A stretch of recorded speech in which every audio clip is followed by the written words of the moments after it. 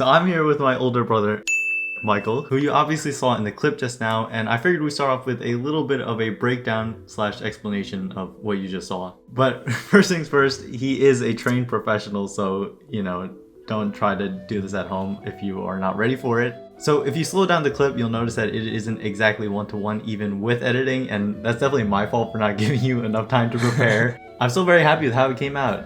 Yeah, it looked pretty on point. So obviously the first 3 swings of the polearm were pretty normal, and you could probably just recreate it if you just watch it back a couple times. But the last move in the sequence was definitely the one that I think not a whole lot of people can do. And that would be the cork. Yeah, so what exactly is a cork? Yeah, so a cork in its most basic sense is a backflip off of one leg with a 360. And it kind of originates from this move called a gainer, or a swing gainer. And that's a backflip off of one leg. And so when people started doing those, they wanted to increase the difficulty, and so they started adding a twist to it. Now, in the clip, I edited a quick flash which kind of nicely overlapped with how the polearm comes into frame in-game, but the purpose of that was to kind of cover up a jump cut, and that's because in order for you to do the cork, you need to have a startup. You couldn't just do it from a standing still position. So would you say that the cork in-game is unrealistic because of that? I wouldn't say that it's unrealistic. It's just that me personally, I cannot do that. There's plenty of people out there who can do a cork from a standing position, but me personally, I can only do it from a setup. And usually my go-to setup is what's called a scoop. Okay, but the part where he takes the polearm and kicks it while doing the cork, that seems pretty unrealistic, right? Yeah, definitely kicking a polearm and having it shoot straight out is pretty unrealistic. Yeah, because you'd have to hit it straight on, right? And you would have to kind of push it. Yeah, okay. Alright, so now I'm going to show you a few more instances of Genshin characters doing kind of acrobatic actions, and I just want you to give me a quick rating about how you think is it possible in real life or not? Kind of jumps up off the polearm. So what do you think? First impression? So I know exactly what move he is doing, obviously without the polearm there. But with it, it definitely makes things a lot harder.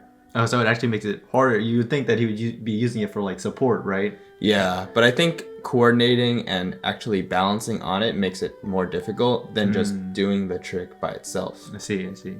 So after he does this first normal attack, then he just kind of lunges forward. That I think is impossible.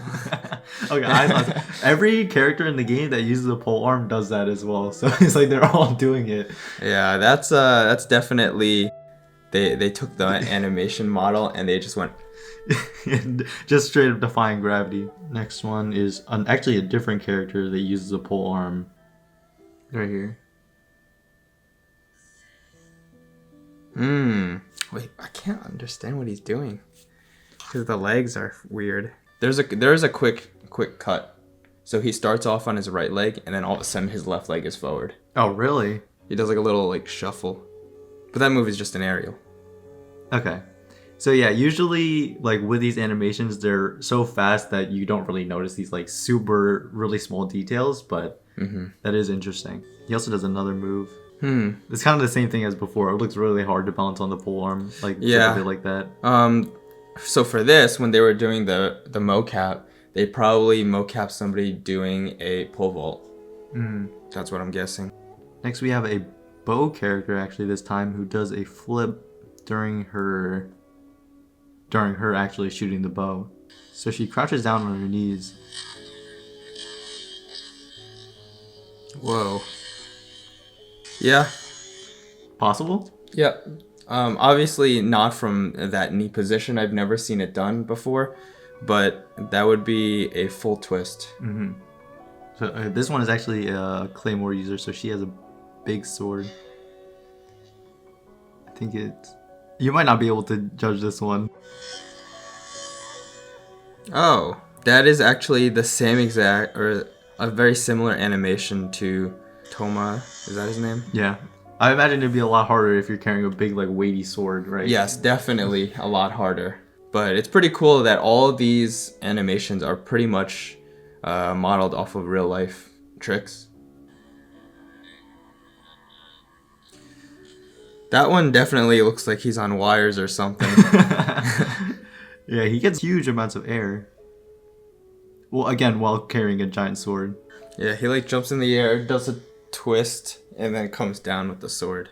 Yeah, and there's almost like no wind up to it. It seems like, right? Yeah, that one might be the most unrealistic. Uh-huh. At least if you did do that in real life, it would not look like that. Okay, so you know about all this stuff because you're a tricker. So what exactly is tricking for someone who has never heard of it before?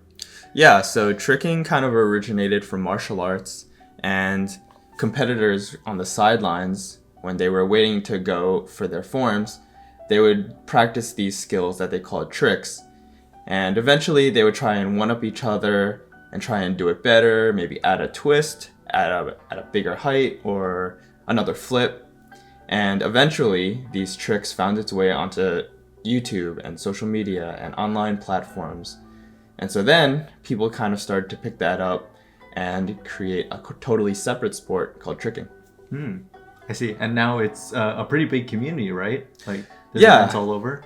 Yeah, I would say that every day the community gets bigger and bigger with social media such as Instagram, TikTok.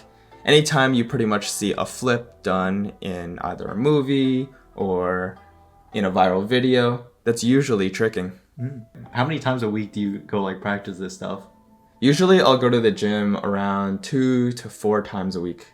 And you mean like a gymnastics gym, not like a working out gym? Yeah, a gymnastics gym. But, when I can't do that, I'll usually be outside practicing on grass, sand, wherever I can pretty much. All right, and lastly, so for anyone who might be interested in learning about tricking, how does one actually like get into it?